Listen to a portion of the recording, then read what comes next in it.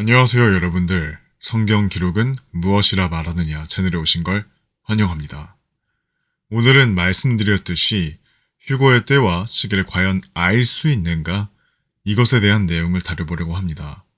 오늘은 서론을 짧게 가져가겠습니다. 이번 시간 시작하겠습니다. 제가 다른 영상에서 데살로니가전서 5장 1, 2절을 이야기하면서 휴거의 때를 우리가 알 수 있을지 잠깐 이야기를 해봤었죠. 이 부분이 지금 이해가 안 되시는 분들은 오른쪽 위에 뜨는 영상을 미리 시청하시면 이 영상을 더욱 쉽게 이해하실 수 있으실 겁니다. 지금 먼저 여러분들께 말씀드릴 것은 저번 영상의 결론처럼 휴거의 때를 아무도 모르는 것이 아니라는 점입니다. 저번부터 누차 말씀드리는 건데 저는 지금 몇 년, 몇 월, 며칠을 계산해서 이렇게 말씀드리는 게 아니에요. 데살로니가전서 5장 1, 2절을 함께 살펴보시죠.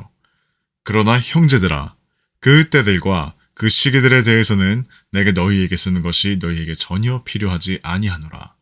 이는 주의 날이 밤에 도둑같이 그렇게 오는 것을 너희 자신이 완전히 알고 있기 때문이라. 이 구절에서 아무도 모른다는 말이 있을까요? 없습니다. 어떤 사람은 너희에게 쓰는 것이 너희에게 전혀 필요하지 아니하노라 라는 말이 알 수 없으니까 하는 말 아니냐고 이렇게 이상하게 해석하시기도 합니다. 너희에게 쓰는 것이 필요하지 않다 라는 말이 충족되려면 둘 중에 하나여야 합니다. 하나, 문맥에서 말하는 날에 독자, 그러니까 그리스도인이 해당하지 않을 것. 둘, 독자들, 그리스도인들이 문맥에서 말하는 그 날에 해당될 사람들이면서 주의 날이 언제 어떻게 임하는지를 이미 알고 있을 것. 뭐가 맞는 말일까요? 만약에 모른다라고 한다면 결국 독자들이 문맥에서 말하는 주의 날에 해당하지 않는다는 말이 됩니다. 근데 문맥에서 말하는 그 날은 무슨 날이에요? 휴거의 날입니다. 데살로니가전서 4장 15절에서 16절입니다.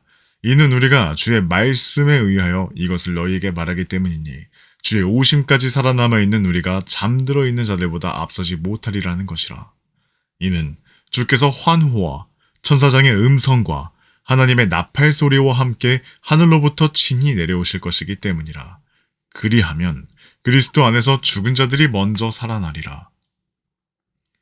자, 이제 정답이 뭐겠습니까? 당시의 독자들, 그러니까 당시의 그리스도인들이 문맥에서 말하는 그 날에 해당이 되면서 주의 날이 언제 어떻게 임하는지를 이미 알고 있다는 전제로 이야기함이 맞는 해석입니다. 너희가 이미 알고 있기 때문에 또다시 이렇게 쓰는 것이 필요하지 않다라는 거죠. 어떻게 안다고 할 수 있을까요? 이 사람들, 당시의 그리스도인들이 어떻게 안다고 할 수 있을까요? 자, 이제 같이 구절로 살펴보시죠. 데살로니가전서 5장 1절에 그 때들과 그 시기들이라는 표현을 주목할 필요가 있습니다. 이게 무엇을 의미하는지를 알아야 해요. 예언적인 관점에서 그 때는 1년, 2년 할 때 그 연을 의미합니다.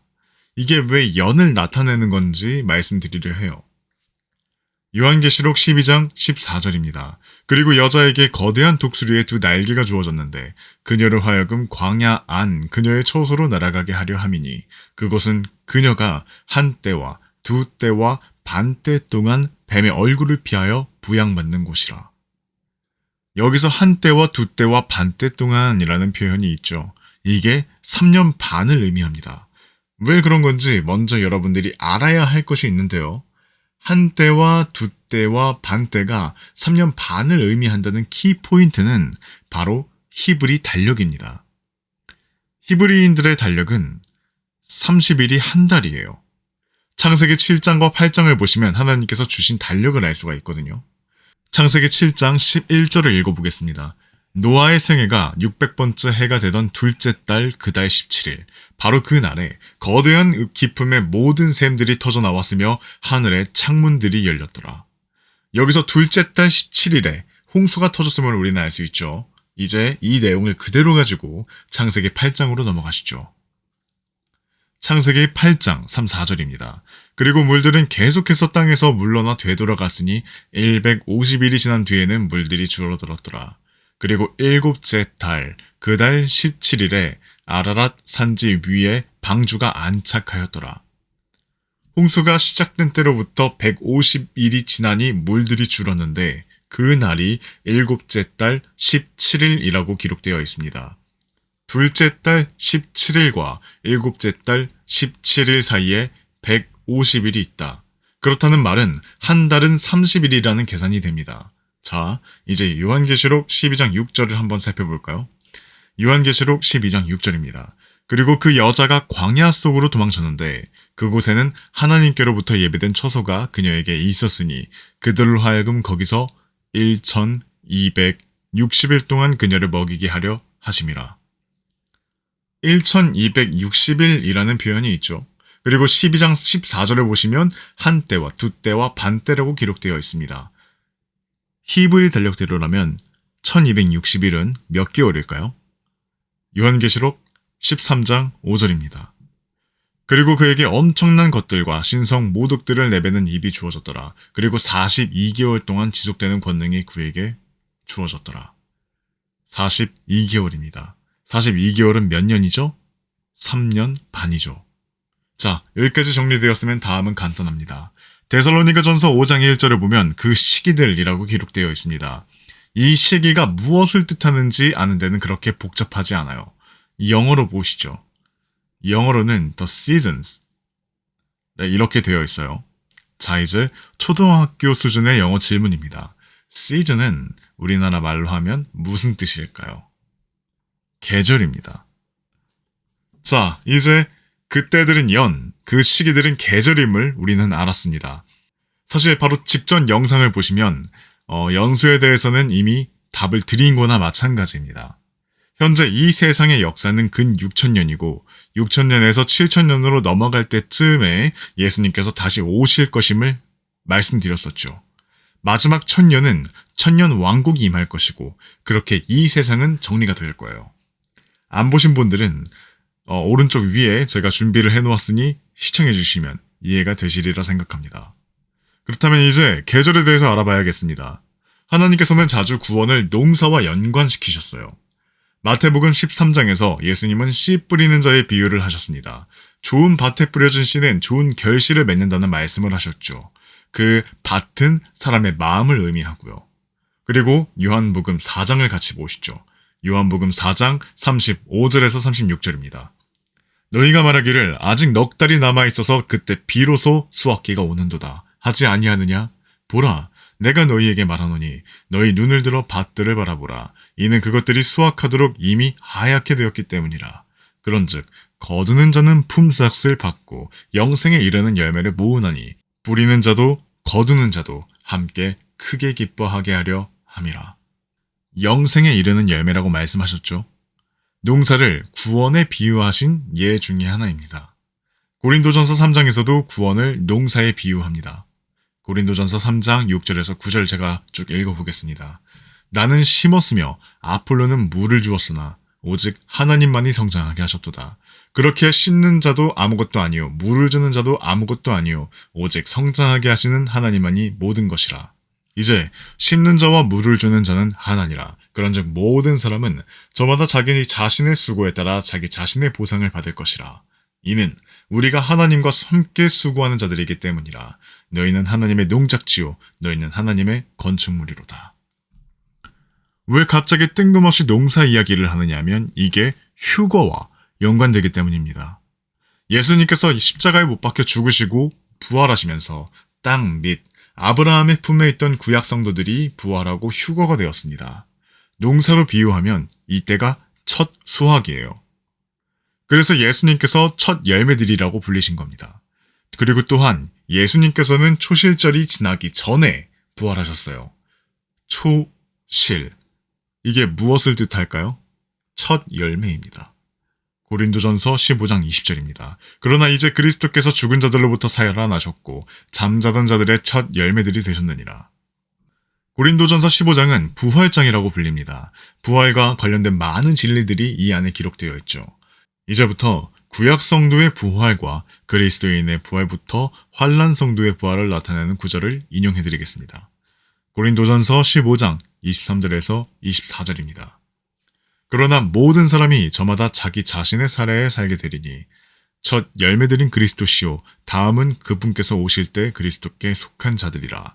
그 뒤에는 끝이 오나니 그분께서 하나님 곧 아버지께 왕국을 넘겨드리실 때요 그분께서 모든 다스림과 모든 권위와 권능을 평정하실 때라. 예수님께서 첫 열매로 초실절에 부활하셨고 그 다음에 그분께서 오실 때 그리스도께 속한 교회가 휴거됩니다. 그 뒤에는 끝이 오는데 이때 환난 성도가 휴거되죠. 농사로 비유하셨기 때문에 순서대로 보자면 초실절 이후에 그리스도인들이 휴거가 되고 그 다음에 환난 성도들이 휴거됩니다. 첫 열매, 본 수확, 그리고 이삭 죽기의 순서인 거죠. 지금 우리가 알려고 하는 것은 본 수확입니다. 이제 우리의 달력이 틀리지 않았다면입니다. 유력한 후보는 둘이에요. 초여름 혹은 가을. 절기로 따진다면 꼭 그날에 있으리라는 보장은 없지만 오순절 혹은 나팔절입니다. 후보 중에 먼저 초여름, 오순절부터 살펴볼게요. 오순절을 휴거가 될 가능성이 높은 날로 보는 이유는 일단 첫 번째, 교회가 시작된 날이기 때문입니다. 그리고 두 번째, 솔로몬의 아가 2장 13절을 보시죠. 무화과 나무는 그녀의 푸른 무화과들을 내고 연한 포도가 열린 포도나무들은 좋은 향을 발산하는도다. 일어나라 나의 사랑, 나의 어여쁜 자야, 일어나 떠나가자. 솔로몬의 아가에서는 많이들 이제 그 많은 구절에서 예수 그리스도와 그의 신부를 나타내는 그런 많은 구절들이 있습니다. 이 구절 또한 휴거를 나타내는 구절인 거죠. 무화과 나무가 푸른 무화과를 낼 때, 연한 포도가 열린 포도나무가 좋은 향을 발산할 때, 그때는 5월에서 6월경입니다. 그날의 중간에 오순절이 있죠. 자, 이제 세 번째로는 이건 교리적인 부분 때문에 비교적 좀 가능성이 낮긴 합니다만 신명기 16장 16절에 있습니다. 제가 읽어드릴게요.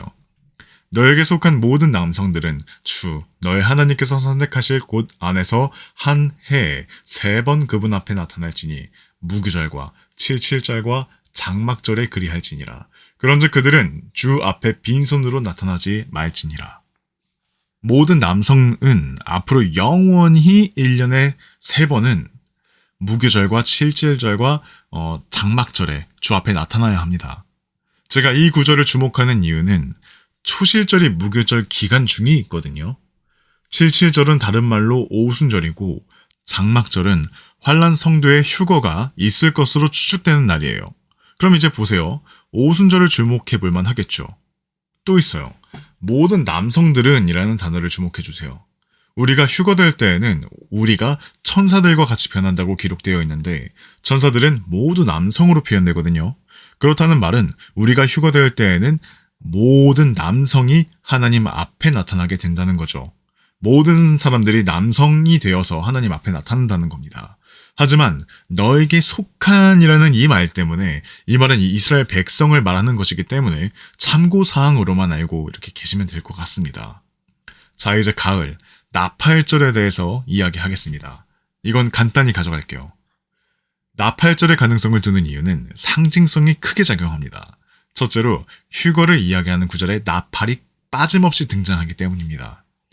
데살로니가 전서 4장 16절, 고린도전서 15장 52절, 요한계시록 4장 1절이 이 휴거와 관련된 구절인데 여기엔 나팔 소리가 빠짐없이 등장해요. 특히나 고린도전서 15장 52절의 마지막 나팔 소리와 나팔절의 나팔을 여러 번 부는 것이 연관이 되어서 나팔절 휴거에 뒷받침을 해주기도 합니다. 그리고 절기의 의미를 두고 보면 나팔절의 가능성을 두는 것도 무리는 아닙니다. 6월절은 어린 양이신 예수 그리스도를 나타내고요. 무교절은 죄가 없으신 예수 그리스도, 초실절은 첫 열매이신 예수 그리스도, 오순절은 성령님의 역사와 교회의 태동, 나팔절은 왕으로 오실 그리스도, 속죄일은 회개를 촉구하는 날이고요. 장막절, 우리의 몸과 이 세상이 임시적으로 거할 천막과 같음을 나타내는 절기입니다. 나팔은 성경에서 심판, 전쟁, 왕의 등장 등으로 사용됩니다. 교회의 휴거가 되면 바로 심판이 임하고 환란기의 끝에 왕국을 받으신 예수님께서 내려오셔서 전쟁을 하실 것이기 때문에 휴거의 날짜를 나팔절에 두고 보는 것도 그렇게 무리는 없어요. 마지막으로 주의 날이 밤에 도둑같이 그렇게 오는 것에 대해서 이야기를 하고 영상을 마무리 짓도록 하겠습니다. 주의 날이 밤에 도둑같이 오기에 아무도 모른다 라고 일관하시는 분들이 계신데 이건 시간에 대한 힌트예요. 이 구절은. 예수님은 아침이 밝아올 때쯤에 그 전후로 오실 겁니다. 마태복음 14장 25절입니다. 그런데 밤 제4경에 예수님께서 바다 위를 걸어 그들에게 가셨더라. 예수님께서 밤 제4경에 바다 위를 걸으신 기적을 보여주시는데 이게 예표입니다. 성경에서 바다를 깊음이라고도 표현하거든요. 하박국 3장 15절입니다. 당신께서 당신의 말들과 함께 바다를 가로질러 거대한 물들의 무더기를 통과하여 걸어가셨나이다. 둘째 하늘을 깊음이라고도 표현하는데 거대한 물들의 무더기는 깊음입니다. 여기서의 당신은 예수님이시고 깊음을 통과하여 걸어가신다라고 볼 수 있습니다. 그렇기에 예수님은 마태복음 14장 25절에서 언제 우리에게 오실지에 대한 힌트를 남겨주신 거죠. 예수님은 밤 제4경에 오십니다. 밤에 도둑같이 오시는 거죠. 그렇다면 밤 제4경은 언제냐? 간단히 정리하면 아침이 밝아올 때쯤입니다. 자, 이렇게 이번 영상에서는 휴거의 때를 과연 아무것도 모르는지 성경적인 관점에서 살펴보는 시간을 가졌습니다. 당연히 예수님께서 몇 년, 몇 월, 며칠에 오시는지는 아무도 몰라요. 하지만 1년 중 언제쯤일지는 추측이 가능하죠. 이렇게 성경에 대한 지식이 1 상승하게 되었네요. 이번 시간 함께 해주셔서 감사하고 다음에도 함께 했으면 좋겠습니다. 감사합니다.